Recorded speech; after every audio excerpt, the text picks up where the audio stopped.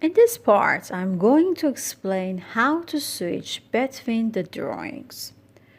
To switch between drawing, just open any drawing of the active project. Then, from the Tools panel of the Project tab, select the previous DWG or Next One tool. The open drawing will be closed. The another drawing which you requested will open, and in the project list will be shown in bold text. Now I want to explain about removing a drawing from a project.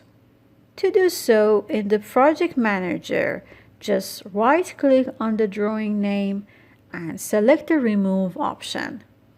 At this moment, you can choose Yes button and finally the drawing will be removed.